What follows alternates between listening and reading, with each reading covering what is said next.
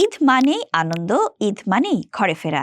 আর এই ঘরে ফেরা যেন নিরাপদ ও স্বস্তির হয়, সেই লক্ষ্যেই বাংলাদেশ সড়ক পরিবহন মালিক সমিতি নিয়েছে এক যুগান্তকারী পদক্ষেপ।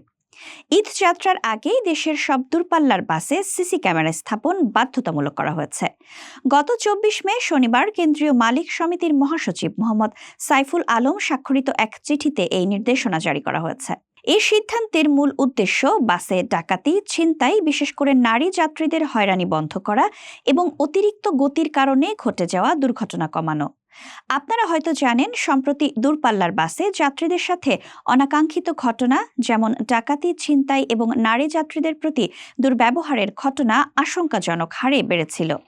এর পাশাপাশি অতিরিক্ত গতির কারণে সড়ক দুর্ঘটনার সংখ্যাও আমাদের সবার জন্য উদ্বেগের কারণ হয়ে দাঁড়িয়েছিল।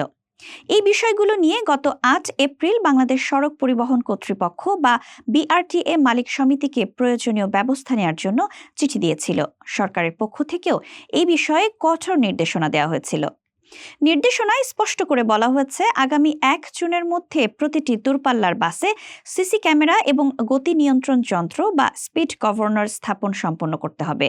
যে সকল বাস এই নির্দেশনা মানবে না, সেই সকল বাস মালিকের বিরুদ্ধে কঠোর সাংগঠনিক এবং আইনি ব্যবস্থা নেওয়া হবে। এমনকি সিসি ক্যামেরা ও গতি নিয়ন্ত্রণ যন্ত্র ছাড়া কোনো বাসকে কাউন্টার থেকে টিকিট বা সিরিয়াল দেওয়া হবে না বলেও জানানো হয়েছে।